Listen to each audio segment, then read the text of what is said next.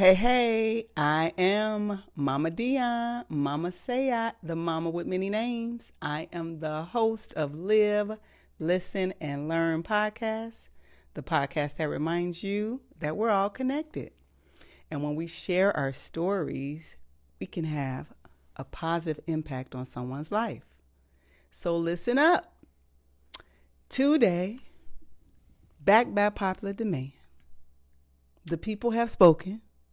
The people have spoken. Even though this is your show, the people have spoken. Yes. And say, have him on there as much as possible. Oh, goodness. And make sure that he's paid and compensated.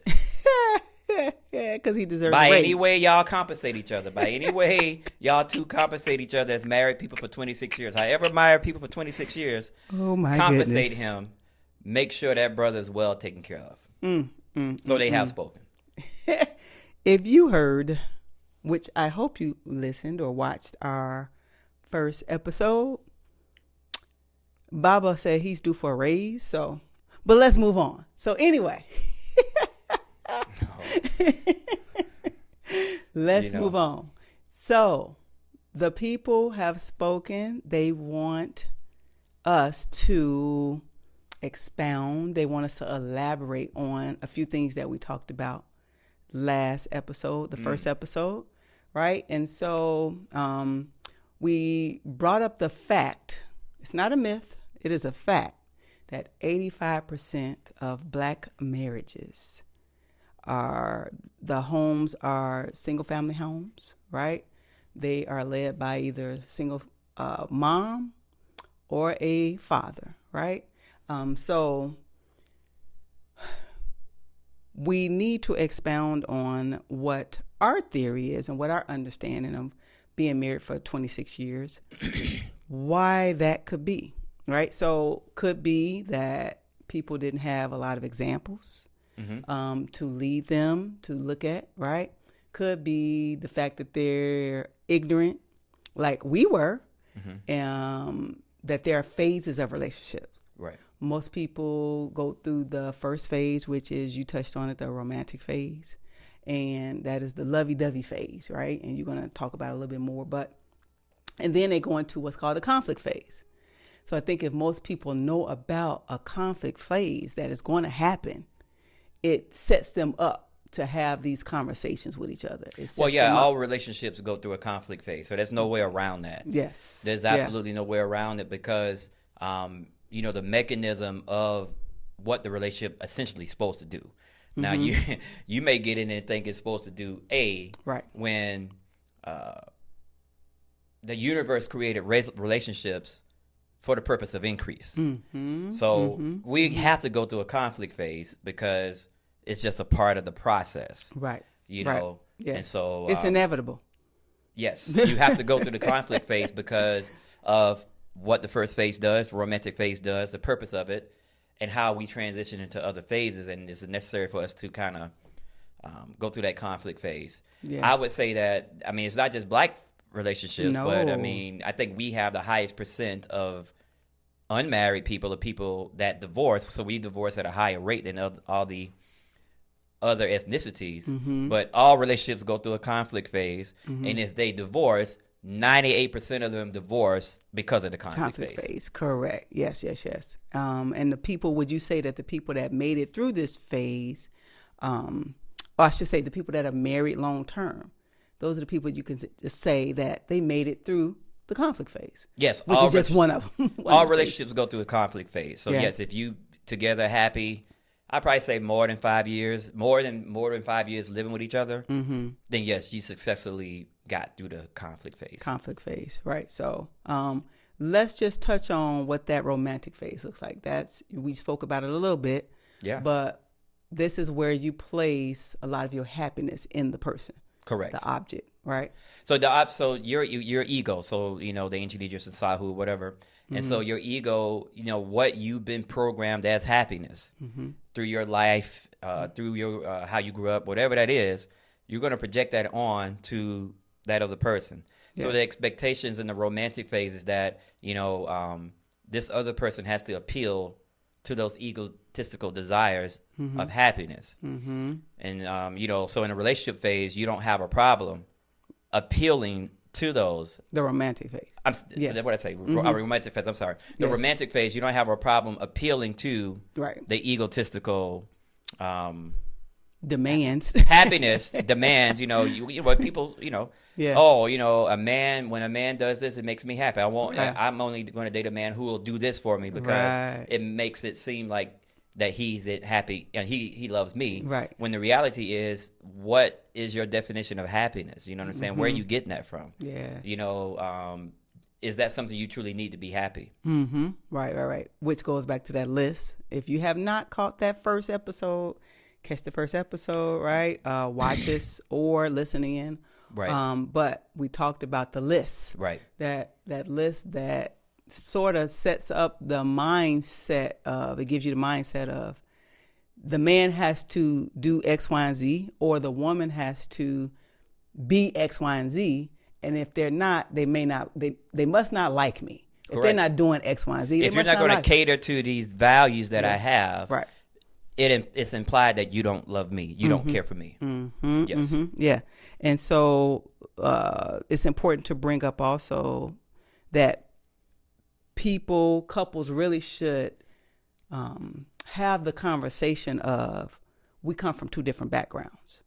Right. But that's what the courtship phase is for. Yes. Yeah. You're supposed to court before you get to the romantic phase. Correct. You know what I mean? And and courting can be still going out to dinner and having a nice time, but the romanticism is out of it. You know what I'm saying? So we can have dinner, enjoy each other's conversation. Co-workers do it all the time. Enjoy each other's conversation. You make me laugh, I make you laugh, whatever the case may be. And it's still not twinging on romance. Right. You know what I'm saying? Yes. We're just talking, getting to know each other. And so in the courtship phase, you're supposed to get to know, what are the values, how does this person come up? And you should have an understanding of what are the issues that this person is going to have in a relationship.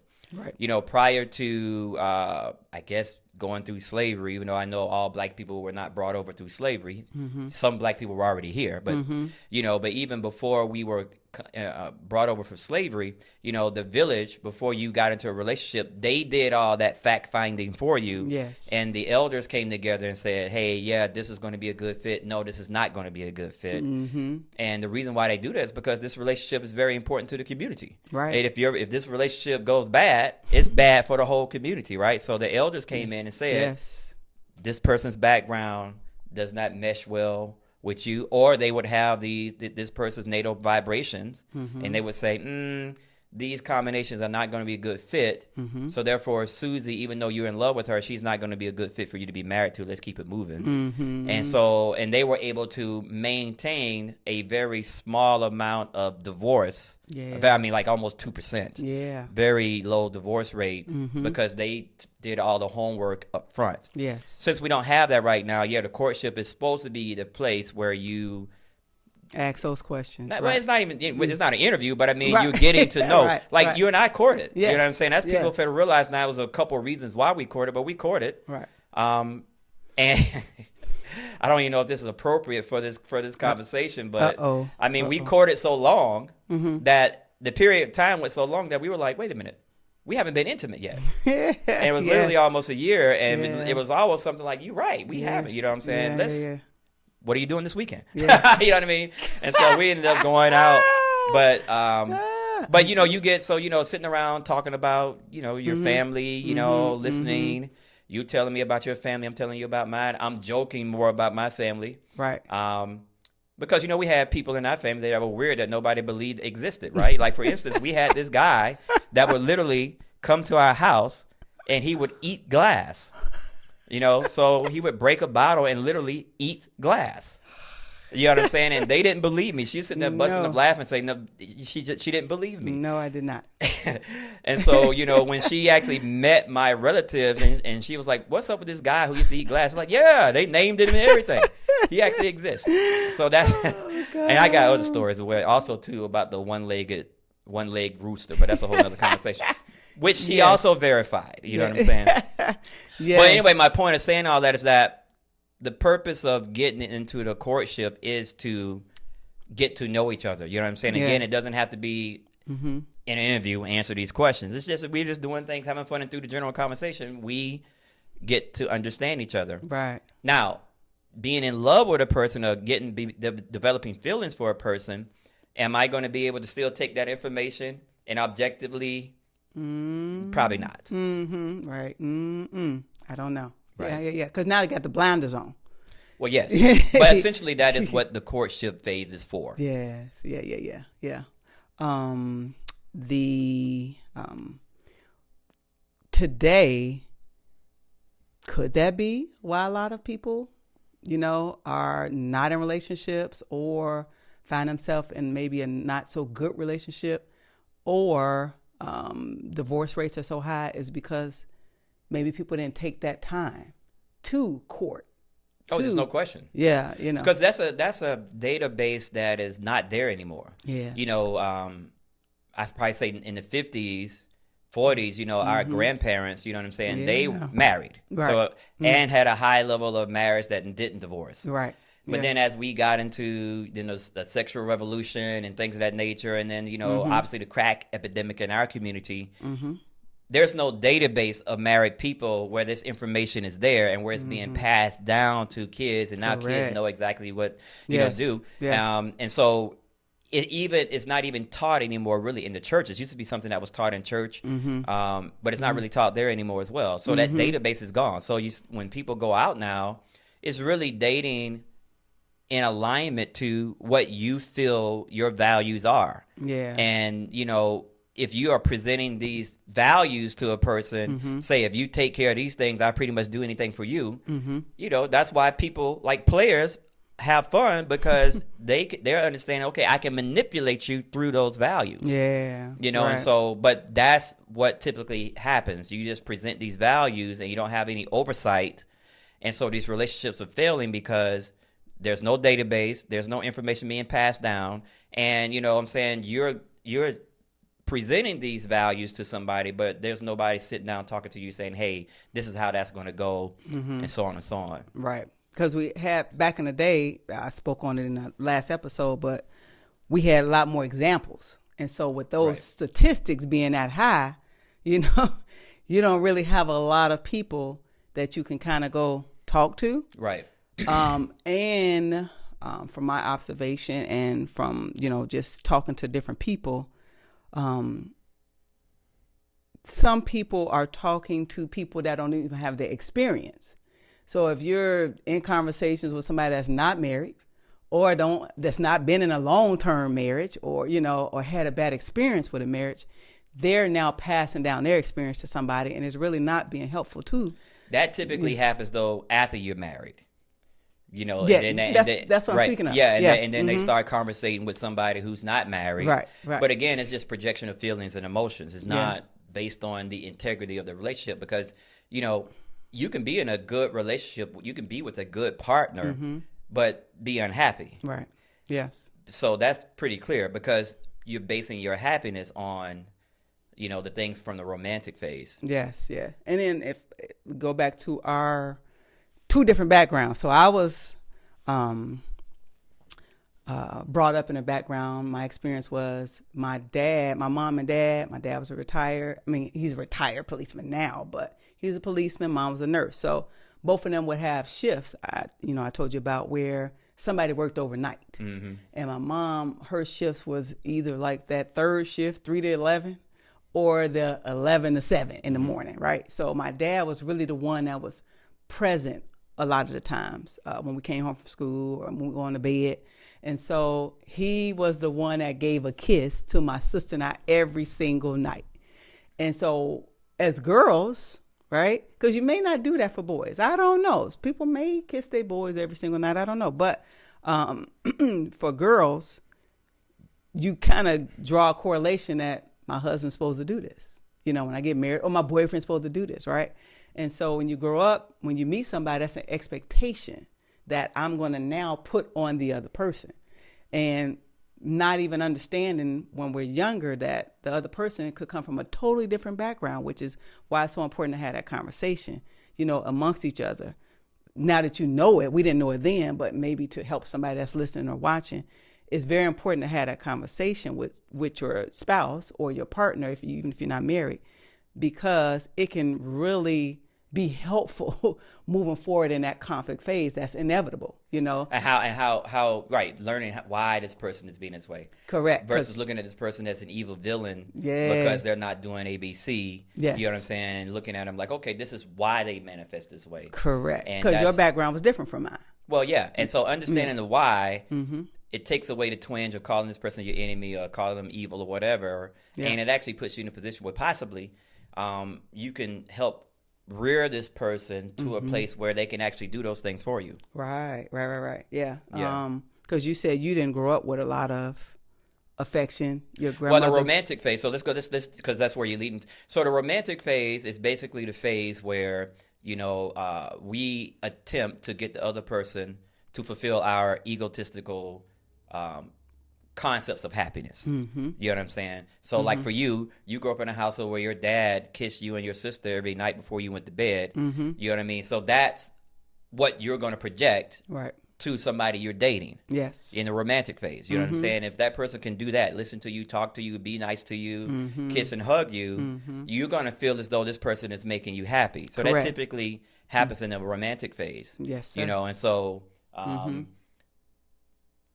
so when we got together, I grew up in a household where my values were completely different. I grew up in a household where my grandmother was the matriarch, and I spent a lot of time with my grandmother for various reasons. She somewhat raised me for the majority of my, under 20 years or whatever. And so her concept was when anybody came in and hugged her, she would look at them and say, "Fool, what you doing?" So we didn't have a lot of affection in our household, but she took care of everybody. You know what I'm saying? So you might have 12, 15 family members on the floor sleeping, whatever. And she took care of everybody. So obviously she loved everybody. She just didn't display it through affection. Yeah. So when I come into a relationship, when I'm going through the romantic phase, my value or my sense of happiness that I'm projecting is obviously going to be different from yours, whereas you're looking for a lot of affection within that romantic phase. Yes. And you're seeing it that if a person is giving you this affection, that is actually your source of happiness. Right. And so that's why we call it the false love, because you're associating the object of the person with the fulfillment of your egotistical, happiness. Yes. And it's important to know about this phase. I mean, this phase can prevent mental health issues. When people, I'm just thinking about even part of our story, but I'm thinking about people that go through depression. Well, in the conflict phase. Yes. They're seriously unhappy. Right. They walk away from something that if they could just get through this, right, it could be a phenomenal family, right? They're with the right person, but they're in this phase where they don't even really understand. Let's talk about why they get to that phase. Yeah. Because, in the romantic phase is not based on love. It's not based on us we are in love, but the in love is based on the fact that you are massaging my egotistical concepts of happiness. You know what I'm saying? So like, for instance, in the romantic phase, I'm willing to do any and everything for you. Yes. This is what sets up the conflict. Right. I'm right. Right. You get lulled to sleep in the romantic phase, where, because in the romantic phase, I'm simply here to do whatever for you. So if you say, hey, I'm the type of person where when I'm at the dinner table, I would like for you to massage my feet while I'm eating, I'm going to say, you know what, baby, I have no problem doing that for you. Right. You know what I'm saying? Right. And so I'll be sitting there eating with my right hand, with my, my other hand on the table, massaging your feet. Whatever you want. If you want to be carried to the table. Every time we go to a restaurant, baby, I need you to carry me to the table. Sure. Yeah. I'm willing to do anything. Yeah. But it's not because of love. It's because I'm doing it actually selfishly. I'm doing it so that with the thought that you're going to massage my egotistical happiness in return. So you don't have a problem doing for me. I don't have a problem doing for you. Yes. And it's not based on love. It's based on simply I'm getting something out of this by hugging and kissing you every day. Yeah. And you're getting something out of it by, doing for me. Yeah. And vice versa. Yeah. And so that's what lulls us to sleep Yes. in the romantic phase. Yeah. All right. So, wow, that's an eye opener for some people, people that's listening and watching. I mean, like I was saying, having this information, and I guess the fact that we had to go through it, we now have an understanding of it. Now we can share it and hopefully help other people with this information. Help families stay together. Help families stay together. Because we own a school. Yeah.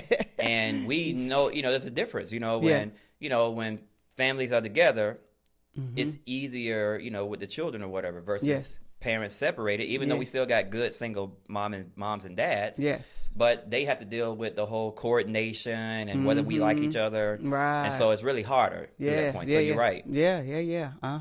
And so it's very important to know that, so many people will still probably be together.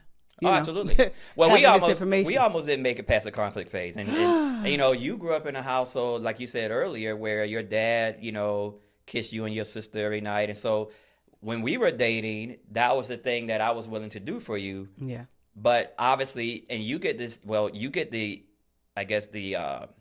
understanding that I want to do it because I love you, when the fact is I'm really just doing it in order for you to do for me. You get what I'm saying? And so because we come from different backgrounds, you know what I'm saying? But I really didn't care for the level of affection that you applied to me and the need for that you applied and how you applied it. It was something that I really struggled with even when we were dating, even though I was willing to do it. Yes. You know what I'm saying? Yeah. And so because my background, I came from a household where there wasn't a lot of affection. So, so the whole kissing and hugging, holding the camera up. Hey, babe, tell me you love me in the camera so I can show everybody, So, almost cringed at some of these stories. So, that felt like somebody took a knife and heated it to where it was orange and stuck it in my stomach and twisted it. Oh, my God. That was literally how I felt about all the affection. Oh, goodness. You know what I'm saying? But I'm doing it during the romantic phase because we're dating, and if I do this for you, you're also gonna nurture my ego. So you're right. Yeah. If people understand what the romantic phase is, it's not really love. It's just the bonding. You know what I'm saying? Because we're wedding and bonding, bringing the life forces together, and so we bond through that phase. But when we go to the synergy phase, that's where the conflict phase comes in, because now the monotony of the romantic phase, right, the egotistical love, the false love, you know what I'm saying, has to be broken up in order for us to transition into the synergy phase. Yeah. And I've heard people talk about it. I don't know if so much in relationships, but the imposter syndrome, where people putting on a good showing in front of people, right? And then when you get to that next phase, it's kind of like, who is this person? You used to do this for me, now you don't. Right. That's like 99%. When I coach families or whatever, that coach relationships, that is the number one problem. Well, he used to do this. Why doesn't he do it for me anymore? Yes. Hey, did he actually really like doing it, or was he just doing it to appease you so you could do for him? I mean, right. Well, now we see, but that's exactly what it was. That's what they were doing, not realizing that that's what they were doing. Because what were you doing for him that you're not doing anymore? Oh my goodness! Right. You know what I'm saying? It's a two-way street, women. Yeah. And men, right? This is a two-way street, right? Absolutely. How was you walking around presenting yourself in front of the man? Oh, wait a minute. I remember Steve Harvey made a joke about this years ago, where he say, when we dating, you actually put lotion on. He said, once we get together, you stop lotioning, stop doing, he say he's in bed with all types of ash. Oh my God. And that's another one. It's like, God. when we're dating, hey, this is for real. When we're dating, yes, you care for how you look, you care for how you present yourself. You want to be appealing. Yes. You're going to be to your highest attractiveness in the dating process, right? But again, once you get into the relationship, some of that stuff, because you feel not complacent, but what is it? Where you feel like comfortable with the person, comfortable in the relationship or whatever.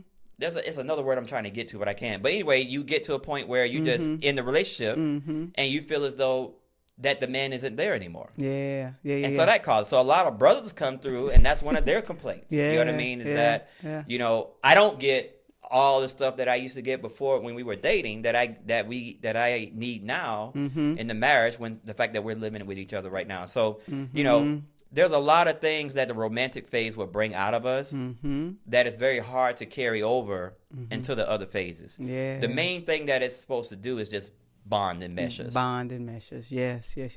I got so many things coming back to me from our stories and from what we're discussing here.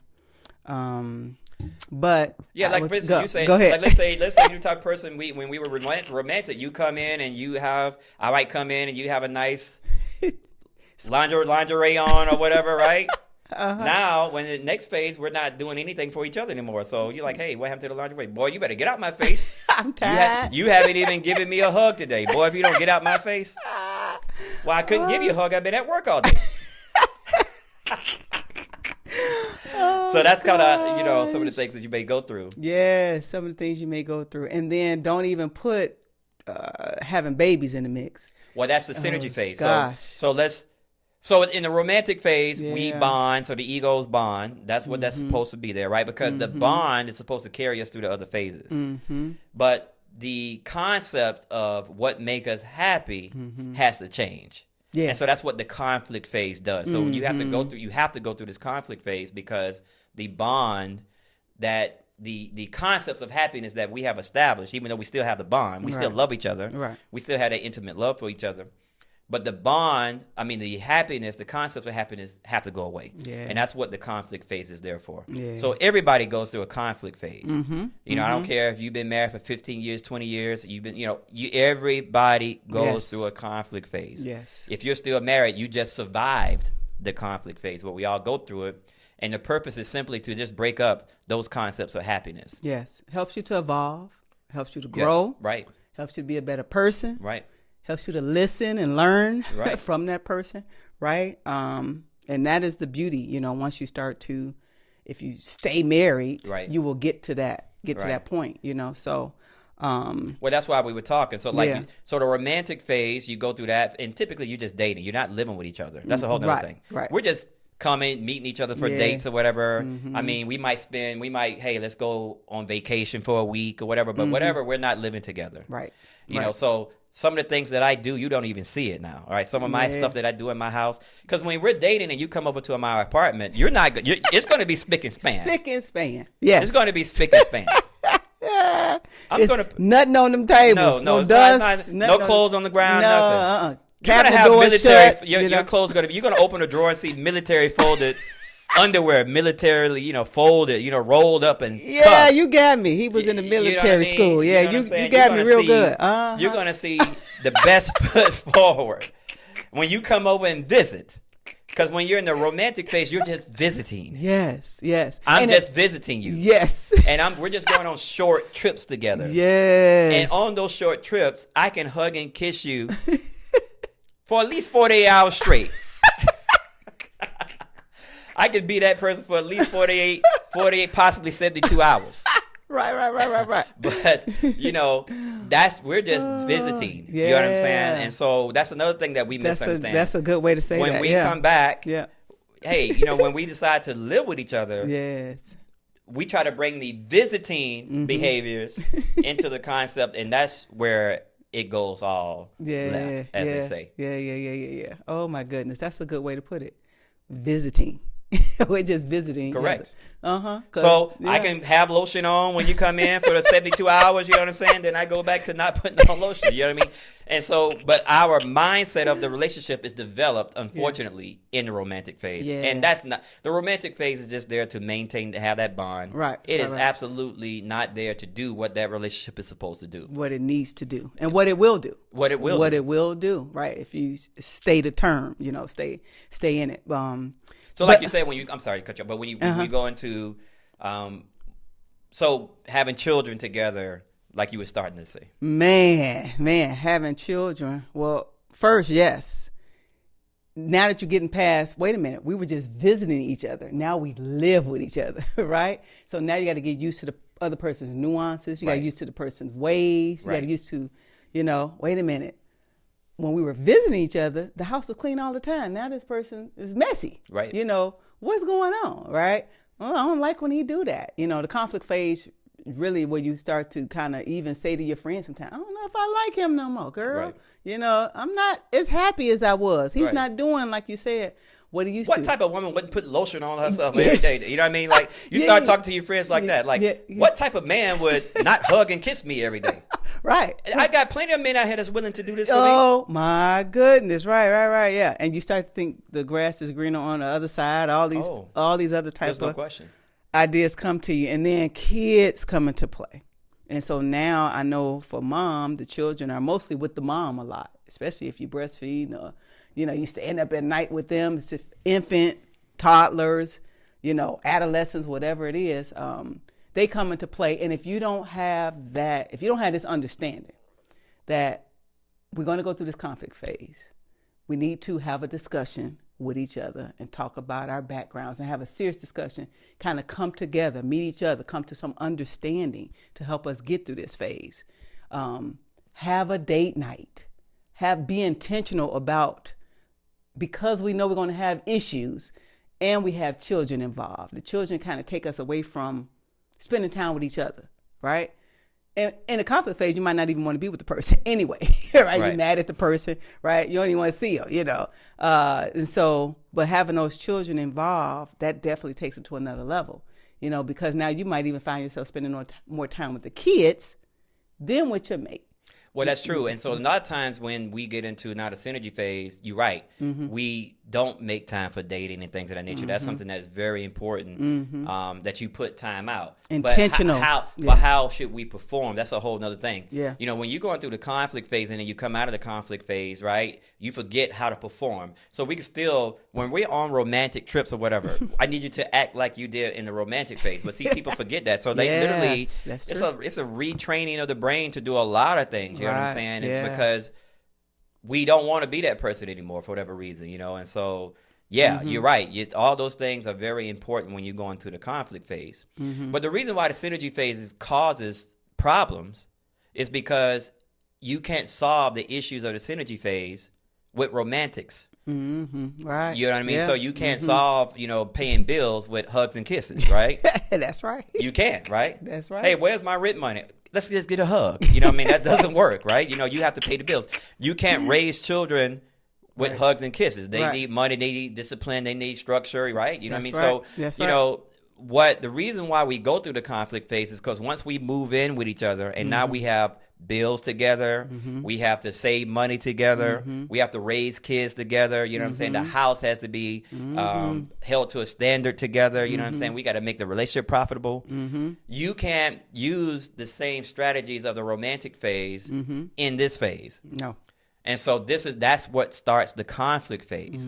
Is now we have to go through this conflict phase so that you can take the positive bonding aspects of the romantic phase and leave all the egotistical stuff behind. So now we can grow and mesh within the synergy phase. And that's where we get into the conflict phase where we hate each other. You know what I'm saying? Because now that we live with each other, our incorrect behaviors, whatever you want to call it, the stuff that we actually did in the romantic phase, we're not doing it now. And so now we're conflicting, we're fighting, we're arguing about everything. And we get to that point where we hate each other. Yeah. And, I could sit here and say during the conflict phase, I disliked you. And vice versa. Yeah. And so, and was completely sold on the fact that, hey, this person doesn't really care for me. And I had my reasons for some of the things that you wasn't doing for me that I thought you should be doing for me that you wasn't. And vice versa. I'm assuming you had the same. Yes, sir. Definitely did. And our culture, we've lost a lot in the African culture, but having the elders talk to people first. Having elders in your life. Having elders in your life that are married or were in a long relationship, could be widowed, or had some experience from having a long relationship, right? And giving you proper insight into what relationships would look like, and some helping you through that process. Because you have to go through the conflict phase. You have to go through. But you need assistance going through that process. You need assistance through that process. So, having those elders that you can kind of go to, and even if you don't have elders, it's important to go to somebody with experience that you can go talk to. That's not going to massage your ego. Correct. That's not going to just say, hey, Yes. no, they're going to tell you honestly, truthfully, this is what you need to change. This is what you need to change. This is a good partner for you. This is a good man for you. Right. This is a good woman for you. Right. You don't want to separate. You don't want to, I think maybe years ago, people did not separate or divorce, right? And well, these they days, stayed unhappy. So that's different because Yes. women had to be subordinate to the man. And so a lot of women dealt with a lot of stuff. Yes. That's true. Yes. That's very true. But I remember this one story. I don't know if what you just said. So I don't know if that would be 100% of the women were unhappy. I don't know. If that's what you're saying. I remember a story where this elder was telling me about her mom. And the mom and the dad had 7 children, I believe. And they were going through issues, right? Probably in the conflict phase, going through issues. And the man said, I'm just going to leave then. And so he left. And the mom said that she told her daughter years later the story. And she said, honey, I sat there for about an hour and I said to myself, I'm not raising these babies by myself. I'm going to get my man. So whatever that issue was, it was not so challenging where she felt like, I'm just going to let the man walk out the door. She did not. She understood the need. She understood that there was a need. I don't need to go out here and get another man. You're more than likely not going to get another man to take care of these 7 kids. These 7 kids, right, exactly, right. This is a good man. Let's adjust. Let me But what I adjust. hope in that situation Yes. is that she doesn't adjust herself to a point where she's not getting what she wants simply to adapt to whatever he's doing. Because that's not what we're saying. That's definitely not what we're saying, right? You definitely want to be fulfilled. You definitely want to be able to know you're in a relationship where you happy, right? You're growing, you learning, right? You have a place in this marriage, right? So you definitely want that there, and that's why the conversations I had, even when you're in the conflict phase and you don't like the person, you definitely got to have these conversations with that person because you can make a decision that is detrimental to the family. And generations to come. The detrimental is you're actually with a good person, a person that's very good for you. Yes. You just have to get through the conflict phase. Yes. Because, for me, it was an elder, so I remember going to this person and saying, I'm thinking I'm going to leave my wife. And she's like, okay, let's talk about it. Mm-hmm. You know what I'm saying? And so, she actually did a reading. I think she used the I Ching. Mm-hmm. And I remember it was like the 5th hexagram, which is waiting and nourishment. It basically talks about waiting while you and the other person increase enough, mature enough to get it. And so she's like, this reading is basically saying you should kind of take your time on that and hold off on that. And so that's me going to an elder, and that elder solved that equation for me. But see, I was in a situation where I had been trained to go to people like that and get insight into things. Right. And so that's one of the reasons why we're still married. Right. That's right. And I remember we went to elder for counseling, and speaking of how I was so into needing hugs based on the way my upbringing was, needing a hug, needing affection, right? And thinking that was what I needed and wanted in a relationship. I remember I was there complaining. He doesn't hug me as much and he doesn't kiss me. And he used to do all of that and blah, blah, blah, blah, blah, right? And I remember her calmly saying, but who told you he's supposed to do everything that your father did? And I was like, whoa, that was a light bulb moment. Like, I don't know who told me that. I told myself that. You don't have to be happy with hugs. I don't. Right. You can be happy without a hug. Right, I can be happy without a hug. Now, yes, you do need affection, and yes, you need affection. Is correct. Yeah, and we having affection is the difference between demanding it for your happiness. Correct. Those are two different things. Having affection in your relationship is different from demanding it because I'm in a state of unhappiness because I don't have it. Because I don't have it. Yes, You're putting all types of pressure on that relationship. Yeah, all type of undue pressure on that relationship and that, that person. And again, that person that's coming from another background. And if y'all hadn't discussed it, right, that's going to take that relationship into a place, and it's going to take that person. It took me into a mentally discombobulated. Like, wait, he used to hug me, so that mean he don't love me anymore? Correct. He give me hugs sometimes, but when I ask other times, I don't get the hugs. Now, this person is sacrificing in other areas of your life that you're not even recognizing. This person is literally step in front of a bullet and take it for you, whatever. Yeah. But we're hinged on the hug thing. He is on the hug everybody in the conflict phase is hinged on some idea Yeah. that the conflict phase is trying to dislodge you from. Right. It's trying to separate you from the idea, because then you can't go to the synergy phase with this idea. That is correct. And typically these ideas come from upbringing. Oh, yeah, whatever you base as a happiness. Whatever, right, exactly. That takes you even away from the divine for a certain point. You know what I mean? To a point where you're so ego that you can't even connect with the source. Right. You know what I'm saying? Yeah. So that's the whole thing. Yeah. Another thing that's very important about the conflict phase I think you should touch on is that most people in the conflict phase separate. They go through a separation. Mm-hmm. Yeah. Mm-hmm. So, and a lot of times that's okay. Yeah. Because sometimes people have to apply their sense of happiness outside of the relationship to get validation that their process is incorrect. Right. So sometimes, you might have to go to a separation phase where you might have to go and date and find out, like, wait a minute. Not only is the grass not greener on the other side of the fence. It's brown. But this is the same issue that we having over here. You know what I'm saying? And so it must be me. Yeah. So a lot of people go through separation, and we went through a separation. Yes, sir. Yes, we did. Went through a separation. I remember like yesterday, in that separation, I remember my grandmother, before we separated, we were living in the family building, right? And so before we separated, I remember my grandmother saying, D, it's probably best that you all go ahead and work this out and get back together. That's a good man. And not only that, you got too many people in your business, right?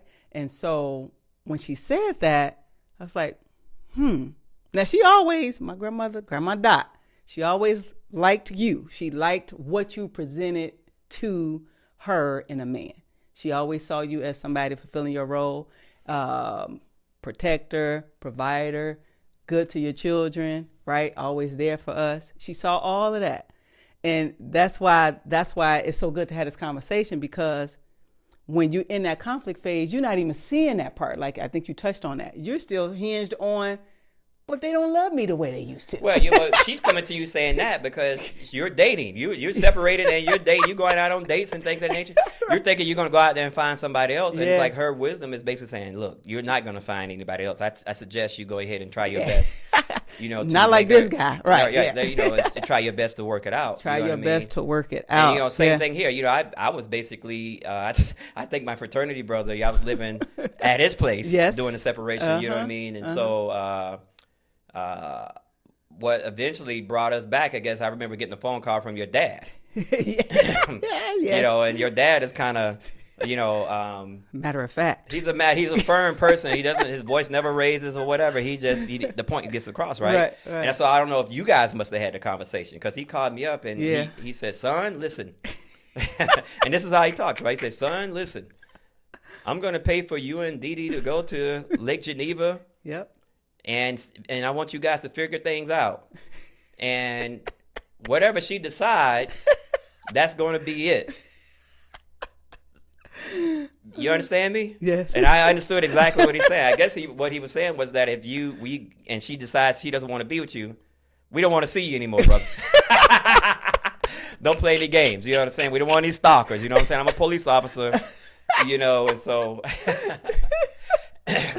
And what's interesting, though, that trip is where we decided, you know what, we're going to try to make the relationship work. Yep. And, from that point forward, we just kind of, went forward into the synergy phase. Yep. And another thing, too, in the romantic phase, we really don't know the person, to be honest. That's true. Once you understand how that person ticks, once you understand that vibration and why that person is not only good for you, but why that person does the things they do, and then you kind of get an understanding of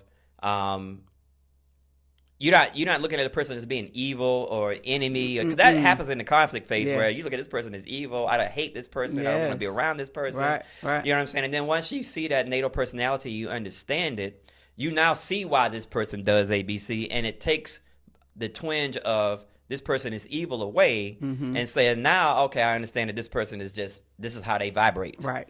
You know what I mean? And so from the vibration, you can kind of adjust yourself and adapt yourself to not only make the person happy minimally, but also have success within that synergy phase where now we have to use our talents and skills to keep money in the house, right? Take care of the kids, make sure the household is viable. Right.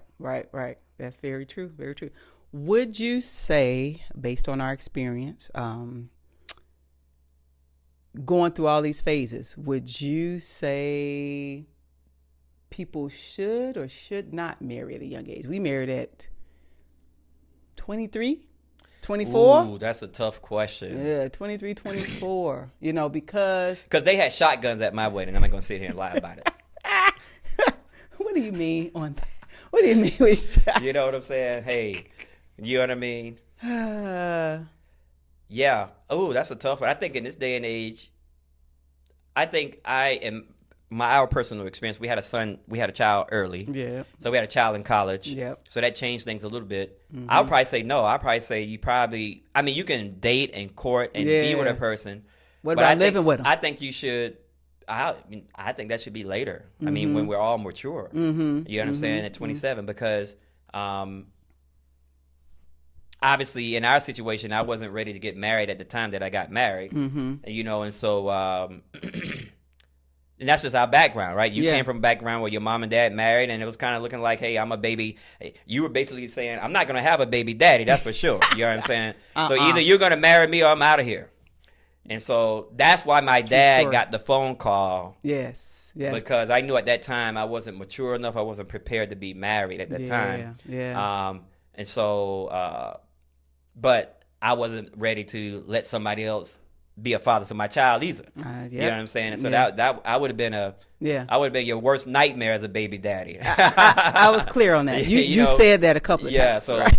I was clear on that. I think you can answer that question better than I can, because I think based on what you had to endure in the immature stages of our marriage, do you think it's good for a person to be, if you had it to do all over again, would you get married at that early age? Based on what you went through? Probably not. No. And see, I knew that you were the woman that I was going to marry. There's no question about that. I just didn't want to be married at the time. Yes. You know what I'm saying? And so, but then what does that look like? So you have a right to know what that looks like, right? You're like, well, what does that look like? Correct. You're in Des Moines now working, so what does that mean? I just go back to Chicago, and when you want to come and meet up, we just meet up? Yes. So I could see. Yeah, I was like, no, I'm not it's having really that. no right or wrong answer. Yeah, I wasn't having that. I was not, and then I had the pressure from my parents. My parents were like, so when are you getting married? You have a child. When you get married? And because I spoke on it in the first episode, because you had so many examples of people married, and we're doing pretty good. My parents had been married at that time. They had been married at least 18 years, So to hear them say, when are you getting married? And they married at a young age too, and they were still married. So I'm thinking, okay, I could be successful in doing this too.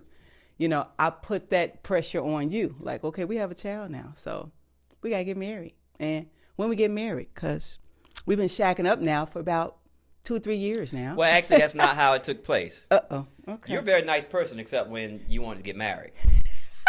Okay. You basically made it clear. Look, brother, I am not going to be a baby mama if you don't marry me. Well, yeah. I am going to remember now. Yeah. go off and date other people. I'm going back to Chicago. And, whatever. I had that tone. Yes, you did. So I'm like, well, wow. Nobody's going to be baby daddy in my child. You know what I'm saying? Like I say, I would have been your worst nightmare. And I believe that. So it was like, okay, well. So then, since you were saying that, I was like, well, what you going to do? No, you said we have to get married. Okay. because I need to. So, and that's where the whole little ceremony was set up or whatever. Yes. And you called your dad, and he said, yeah, we went through that whole thing. Yes. Mm-hmm. I mean, I'm glad that we did marry and we're still together. But to answer your question, if it was up to me, no, I would have probably waited a few more years. Mm-hmm. And how does that look? Yeah, I mean, that's a good question, because if you would have said, hey, even if we weren't married, if you would have said, hey, I'm moving in with you, I wouldn't have said no. So, you know, so it's no really right or wrong answer. But I think you have to be willing to accept the things that make a relationship work, marriage. If you're unable to do that at that particular point, I think it's okay for us to continue to date. Yes. When I say date, I mean be in a relationship, just not be married. Just not. And be then married. you can stack your money, do whatever. Yes. That's probably what a lot of people doing these days. The people that are together, Right. They are living together, and they actually happily living together. Right. And I don't know. Maybe I can ask people. You know, are they happily living together, not thinking about getting married, or will they get married one day? Well, marriage, the fact that you jumped the broom has nothing to do with the synergy phase. If you guys are living together, you're in the synergy phase. Yeah. Or you have kids together. If you're living together and have kids together, that's typically the synergy phase. Okay. And you have to go through the conflict phase to get there. To make the synergy phase work. We actually have friends, good friends. I just thought about friends we have that actually were together for like 8 to 10 years before they even got married. So they lived together, had children together. Yeah, so the ceremony of just jumping the broom means nothing. Yeah. You're in Africa, they say once you drive the car off the lot, it's yours. You can't return it, right? right. So that's a joke. But the synergy phase, I mean, if you're married and living with each other, you're in the synergy phase now. We got to cook together, clean together, pay bills together, raise the kids together, grow our career together. Yes. You know what I'm saying? And that demands something that the romantic phase cannot provide. Yeah. So therefore we go through that conflict phase where eventually you get to a point where you really don't like the person, but that's based on the fact that they're not appealing to your sense of happiness. Yes. Doesn't mean that they're not good for you. Right. Yeah. So, okay. So wrapping it up here. Let's see if I'm listening and learning correctly here. And not only that, gone through these phases, in our relationship, seeing other people go through these phases, right? Let's go over this one more time as we wrap it up. If I'm listening, you have the romantic phase, and this is the phase where people are bonding together, right? Kind of getting to know each other, but you really don't know each other. You're really just kind of appeasing each other. Yep, I'm being selfish. I'm doing stuff for you and expecting you to do stuff for me also. Yeah, you're not really doing it for me. You're doing it with hope of something in return. Something in return, right? But you don't consciously think that. Yeah. The trick is you think that this person actually loves you because they're doing it, when the reality is we're just massaging each other's ego. Massaging each other's ego, right. So that I can go home and call my friend and say, girl, he was massaging my feet under the table. He carried me to the table. Yes. But you're being tricked. And your girlfriend be like, does he have any brothers? Right. Exactly. Oh yeah. I had a couple of girlfriends that asked me that over the years. But anyway, right. But so that's the first phase. And that phase, you're saying, what about that phase? Did I leave off anything? Is it something that we left off about that phase? Because we're going to wrap it up, because it's important that people that are in marriages, like we are, because it's not a lot of examples. We opened up by saying, I don't know if I said, but 85% of the households in black marriages, they're not married. People are not married. It's a lot of homes being led by single family households, right? So it is important that we bring these conversations back. You have to understand that the romantic phase is for this. Yes. And you're going to go through a conflict phase, because if we have to break up the concepts of the romantic phase, the bond that we have. Yeah. When we're intimate and romantic, we metaphysically bond, right? Spiritually bond, and not spiritually through divine principles, but there's a bond there. Yeah. But the concepts of happiness we have to drop in order for us to get to the synergy phase, where now we have to do things for the family. Yeah. It has nothing to do about whether we're romantic to each other or not. Right. Yeah. Right. Mhm. Yeah. And that conflict phase, we need people to know that it's inevitable. Yeah. We went through it. Everybody we know went through it. That's in a relationship, in a long-term relationship, right? Yes. They made it over. They made it to the other side. Right. You're right. And if people understood that there is a conflict phase, more people will make it to the other side. Correct. Absolutely. You won't be shocked when you get there. When you know you what I mean? get there. And make sure that, like you said earlier, make sure that you have somebody that you respect, that's not going to be friends with you and just go with everything you say. Yeah. And it's going to kind of guide you in a good direction. That's why being in communities that support each other on that level is extremely important in maintaining your success going through that conflict phase. Yes. Reach out to people. I know you have a lot of couples that you help, relationships. You've helped a lot of people that are still married that came to you. They got deep in the conflict phase. Yeah. Deep. When I say deep. Yes. Separated, got other relationships, and my success ratio is pretty high, and it's I don't think I'm not trying to brag on myself, but I just think it's just understanding what's going on and being able to present to both partners exactly what's going on, right, and how to move forward. Right. And you do a beautiful thing when you're coaching. Also, you separate the two, so you don't have them meet together in the beginning, because one person may not want to share something in front of the other person. No, so we meet individually. Yeah. In the beginning, and I want that person to be able to download whatever they need to download, so that in our conversations, obviously the other partner doesn't know about. Right. And so what I'm doing is I'm getting to hear them and seeing how that relates to their native personalities. Because anybody that goes through coaching with me, I do their native personalities, so I can get a sense of what makes them tick. Because what makes them happy is going to be in there. And then once we get that, then we come together and we discuss solutions. I only bring partners together when it's time to when I feel as though we're good enough to where we can discuss solutions versus us going back and forth with each other. And it works out very well, because again, you basically take them through the phases, and this is what's happening. And so it works out pretty successfully. That's good, because even with our experience when we went to counseling, we were together. And I remember complaining. You having to hear me complain about you, and I'm having to hear you complain about me. And it's almost like it's making it even more challenging.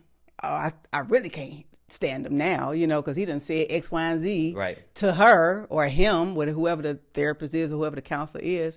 And now you feel like you telling all the business. Well, most counselors, most coaches appeal to one. So let's say you got two people, and the counselor may agree with you, and then now that person turns into, and that's just incorrect. Both people have equal sway in why this relationship is where it is. That's right. And my approach has always been, no, we all have things that we have to change in order to make this relationship work. And when the partners that are willing to do that, 100% save their relationships. Yes. Wow, you just that reminded me of part of our story. It is so important for people to know and understand that it is two sides to what brought you all to this conflict. It is two sides of the story. Both of you all contribute equally into how you all got there. Oh, yeah. And so yes, somebody might have done more than the other, right? But both of y'all did something that got you to this point. Well, we could be in a bad relationship because you don't put lotion on. That's right. But you're projecting like he's the problem. You get what I'm saying? And so philosophically and how we run the coaching sessions, everybody has to take ownership. Yes. For why the relationship is here, and that's the hard part, because I get calls sometimes where people are trying to use me as a weapon against their partner. Right. And that's just, I don't roll like that. Right. So I don't, that's not a client that I will accept. Yes. And, sometimes my first meeting with couples is to explain to them how my process goes. And I tell them straight up, this is not something that you want to do, then let's just, keep it moving. So I guess I would have more clients if I just say, let's just be happy and hug and punch walls and punch pillows and stuff like that. But my success ratio is so high based the people that are willing to go through that process. But now you got some people that don't want to go through the process because eventually through the process we hit something that they don't want to ever give up. Right. And you're not trying to be in a successful relationship if you're not willing to sacrifice yourself. Look at yourself, right? For the greater good of the family, especially when you have kids. Especially when you have children. Yeah, a lot of people did it back in the day, maybe not knowing what we know now, being in a relationship, but they did it back in the day. They stayed in it for the children. Right. Because that's important. You know, the children have to... Not being unhappy. No, because correct. We want to, that's what I'm going to say. Willing to self-examine yourself. Self-awareness, right. To be in a relationship that's making you happy and also good for everybody. Good for everybody, because it becomes the children's experience, you know, and their burden, you know, right. When we did not make that sacrifice to be self-aware, to look at ourselves, to understand, or to even know, right, which is why we're sharing, you know, so that people know about this conflict phase. And it's kind of a make or break phase. You gotta get through it, right? And so knowing about the phase, right, making the sacrifices so that you can evolve, so that you can grow, so that you can listen, so that you can learn, so that you can help another relationship, right, so that you can be there for the children. It's very important to pass this information on. Yes. You know, and it's going to help you to, once you get to it, which leads to the last thing we talked about, which is the synergy phase. Once you get through that phase, you're going to get to the synergy phase, and that phase is where it's where we use our talents and skills now to make the family profitable. So now the kids have to be cared for, bills have to be paid, house has to be taken care of. You know what I'm saying? And so typically when the synergy phase is going well, we have to actually make time for romantic phases. Yeah. You know what I mean? So we have to schedule trips. Be intentional, right. Be intentional about it, schedule trips, and we have to be able to jump into that phase. Yeah. Sometimes you have to jump into that romantic phase to fuel give gas to the relationship, right? Yeah, that's right. And but sometimes people aren't very good. That's a whole nother show. Yeah. Because sometimes when we get into synergy phase, we lose all that. You know, as Steve Harvey said, you're not even putting lotion on anymore. And so now we lose the understanding of how to get back and be romantic in that romantic phase where we're going out for dinner and you're putting a nice skirt on or whatever it is, and you're being now romantic in that space because the relationship needs it. And then we're able to fuel ourselves that week, whatever the case may be, and then come back into the synergy phase and continue to make the relationship, the family, profitable. Right. And I'll say this in closing,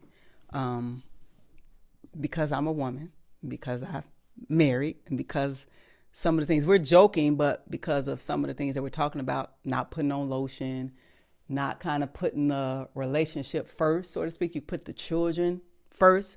A lot of moms do that, you know. I was one of those moms, and it's you're there for the family, but when the children come, it's kind of like husband takes second place. He's kind of pushed behind, right? And so it's very important that moms know, wives know, women know. Keep that marriage first. Keep doing what you need to do. I don't want to say to make the husband happy or to make your spouse happy. I want to be clear on what I'm saying. Do what's necessary. Make the sacrifices necessary to keep you all in this space, this good space. Be intentional about dating. Be intentional about doing the things that you know he enjoyed you all doing in the beginning. Right. In the romantic so now phase. you're in the synergy phase. You're beyond the conflict phase. Yes. So you might have to do another show on the synergy phase. Yes. You know what I'm saying? Yes. But yeah, you're right. You know, people who are doing well in the synergy phase, you rarely have time. I mean, because you got the kids got volleyball, football, basketball, right? You know, everything, all type of balls, all types of stuff. You know, they got, you know what I'm saying? So if you're doing well, but you schedule that time, you have to still put that time in. It doesn't have to be all the time, but yes, it doesn't have to be all the time. But you do have to make time. I wouldn't say make. If I'm taking care of the kids, I'm making time for the family. Yes, but you got to make time for your wife. That's what I'm talking about. The spouse. Yeah, correct. I'm talking about the spouse. You got to make time for your spouse. You know what I'm saying? You do. And you got to put lotion on. Remember, he's stuck on lotion. Lotion is still good in a relationship. What about coconut oil? Get your hair, whatever it is, lotion your body. We don't care what it is. Just make sure that, you know what I mean? You staying moisturized, people. You staying moisturized. Because you was moisturized in the beginning, so you got to be moisturized in the end. Right. That's only You know. Oh my goodness. Well, another great conversation, Baba. You know, I am glad that we made it to the other side, right? Yes. It was plenty of times where, you know, I don't know. We don't know, you know, and when you're in that phase, you actually are happy about saying, I'm going to break up with him. Right. I don't like him.